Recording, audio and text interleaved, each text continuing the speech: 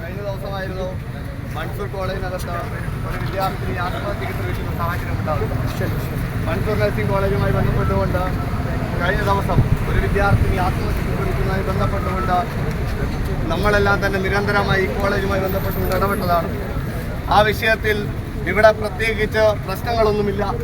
കുട്ടിക്ക് ചെറിയൊരു പ്രയാസം കൊണ്ടാണ് ആത്മഹത്യ ചെയ്തത് എന്നുള്ള വരുത്തി തീർക്കാൻ ആവശ്യമായിട്ടുള്ള ഇടപെടൽ ഇവിടുത്തെ മാനേജ്മെന്റ് സ്വീകരിക്കുകയാണ്.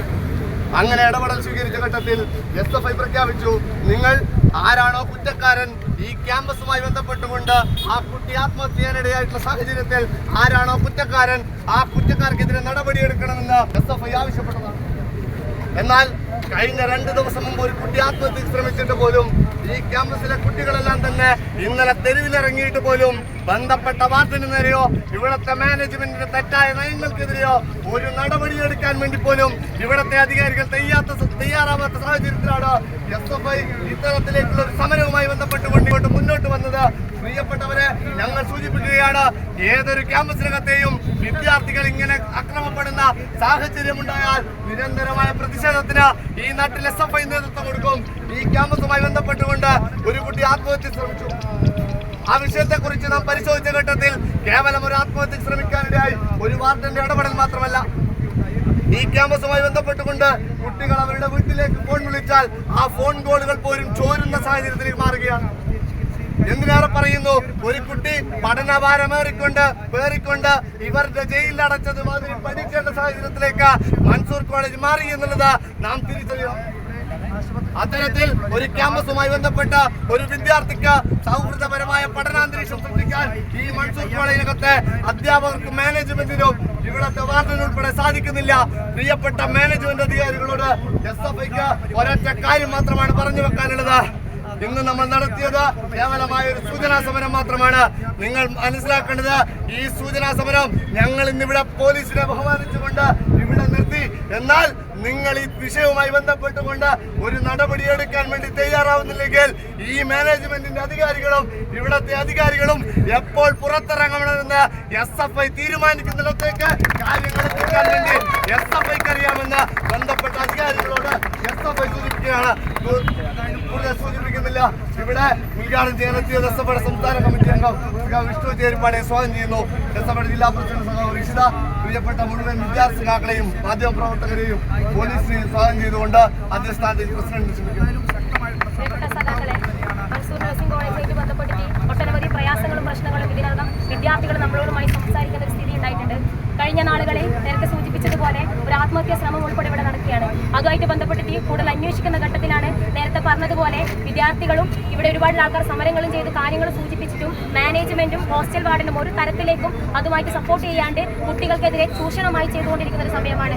ഒരു സെൽഫ് ഫിനാൻസ് കോളേജ് ഇത്തരത്തിലേക്ക് വിദ്യാർത്ഥികളുടെ അവകാശങ്ങളെ ചോദ്യം ചെയ്തുകൊണ്ടാണ് ഇന്ന് ഇത്തരത്തിലേക്കുള്ള ക്യാമ്പയിനുമായിട്ട് വരാൻ വേണ്ടി SFI കുഴിഞ്ഞിറങ്ങിയത്. ഈ പരിപാടിയായിട്ട് സംബന്ധിച്ച മുഴുവൻ പ്രിയപ്പെട്ട സഖാക്കളെയും മാധ്യമപ്രവർത്തകരെയും സ്നേഹത്തോട് അഭിവാദ്യം ചെയ്തുകൊണ്ട് ഈ പരിപാടി ഔപചാരികമായി ഉദ്ഘാടനം ചെയ്യുന്നതിന് വേണ്ടിയിട്ട് SFIയുടെ സംസ്ഥാന കമ്മിറ്റി അംഗം വിഷ്ണു ചേരിപ്പാടിയെ ക്ഷണിക്കുകയാണ്.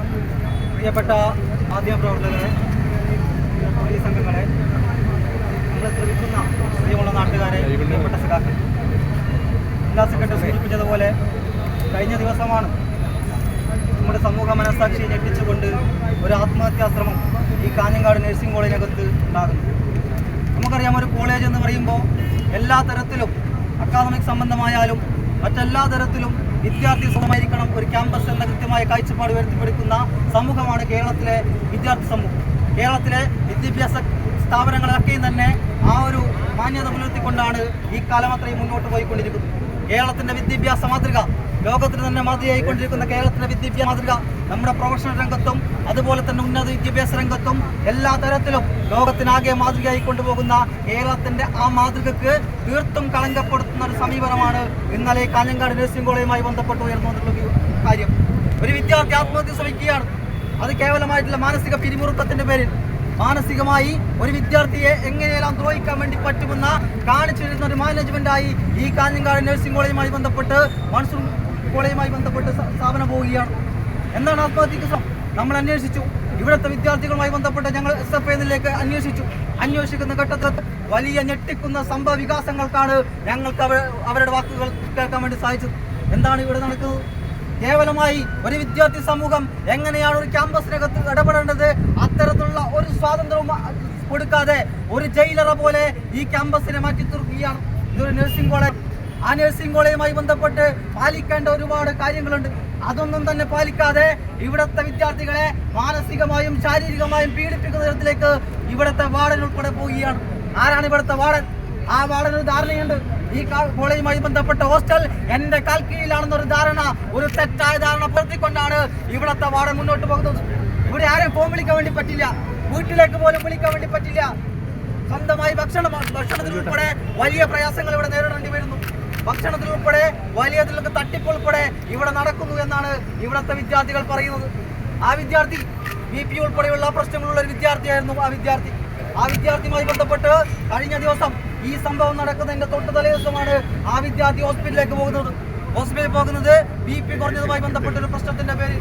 ആ കുട്ടിയുടെ കൂടെ 2 പേർ പോകാൻ വേണ്ടി തീരുമാനിച്ചു. അപ്പോൾ ഇവിടെ വാർഡൻ പറഞ്ഞു, നിങ്ങൾ 2 പേർ പോകണ്ട, ഒരാൾ പോയാൽ മതി. പക്ഷേ ആ വിദ്യാർത്ഥി അത്രക്കും കഴിയുന്നില്ല എന്നതിന്റെ വേഗമായി സഹപാഠികളായ ആ വിദ്യാർത്ഥികളൊക്കെ പോയി.